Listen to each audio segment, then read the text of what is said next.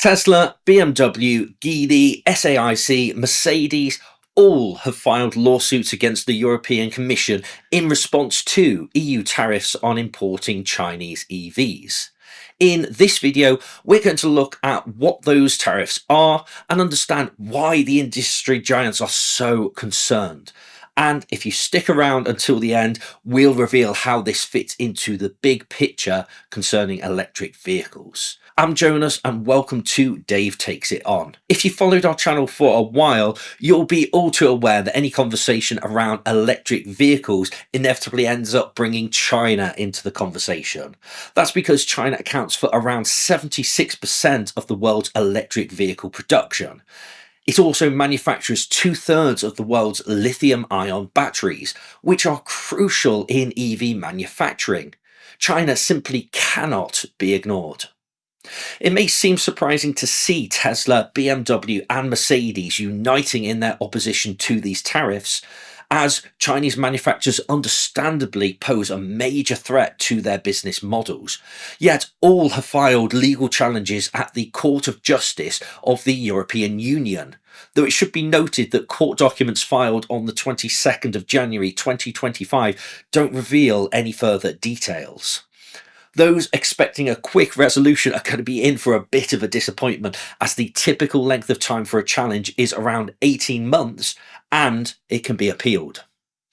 In a statement, a BMW spokesperson explained that import duties harm the business models of global companies and limit the supply of electric vehicles to European customers, threatening decarbonisation of the transport sector. And it has every reason to be concerned with BMW being subject to tariffs of 20.7% for vehicles imported from China. That's higher than other manufacturers like BYD at 17%, Geely at 18.8%, and Tesla at only 7.8%. In order to understand the opposition to these tariffs, it's first important to understand why the EU has imposed these tariffs in the first place.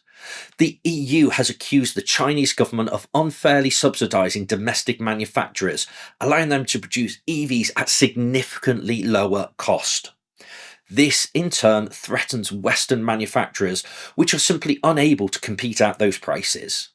Chinese manufacturers are able to benefit from cheaper land, softer loans, and subsidised materials such as steel.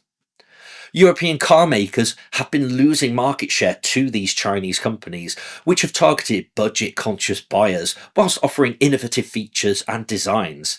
Companies like BYD and Geely were unknowns just a few years ago, yet both have quickly increased their sales due to a lack of effective competition. Yet, European car makers have been critical of the EU's use of tariffs to address unfair Chinese competition. In addition to Tesla and BMW suing over the policy, Volkswagen also came out against them, stating they were detrimental to the current weak demand for BEVs in Germany and Europe. That begs the question as to who the tariffs are really for. After all, they increase the cost of buying an EV for European consumers, they harm the demand for electric vehicles, they hurt European manufacturers reliant upon complex international trade supplies, and they were imposed far too late to have any real impact. The reality is that tariffs can work, but only as part of a broader strategy.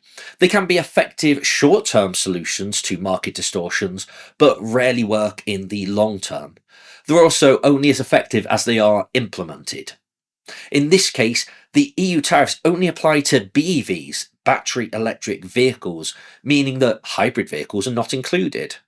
Therefore, it can hardly be a surprise to anyone that Chinese companies have focused on these hybrid vehicles to expand their presence in Europe. So, could the lawsuits actually be successful?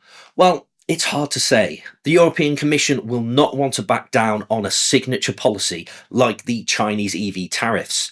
That's because a lot of voters are concerned about the impact of Chinese imports on domestic manufacturers. But if it loses the buy-in of major European manufacturers like BMW and VW, then it makes it harder to defend them. The European Commission has said it will remain open to negotiation, so it's entirely possible that the matter won't need to be resolved by lawsuits. That's because it also needs to be mindful of the threat posed by the isolationist policy pursued by the United States as a result of Donald Trump. Europe will find it very hard to fight a trade war on all fronts. So, what could the future look like for EVs in Europe?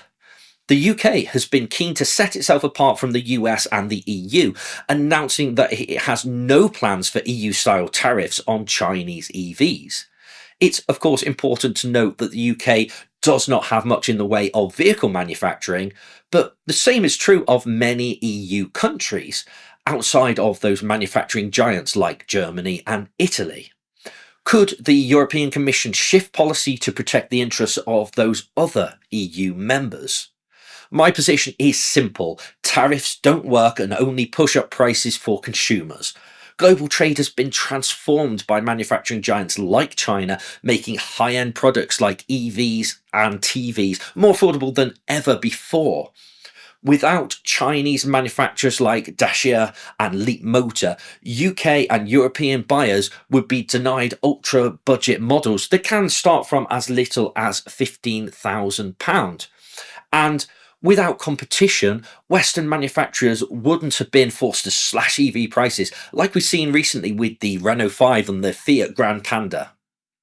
So, what do you think? Is the EU right to impose these large tariffs to protect domestic vehicle production? Or should it rethink its approach and allow cheaper electric vehicles to change the EV landscape? Are Tesla and BMW really looking out for the interests of European consumers, or are they simply doing what's best for them? Whatever your thoughts, please let me know down in the comments below. And if you've liked this video, please give us a like. And if you'd like to see more, please subscribe. And if anyone has stuck around to this point, congratulations on being one of our titans. That takes it ons.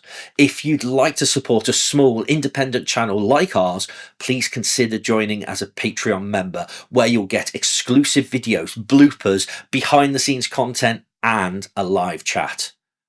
Thanks for watching. I'm Jonas.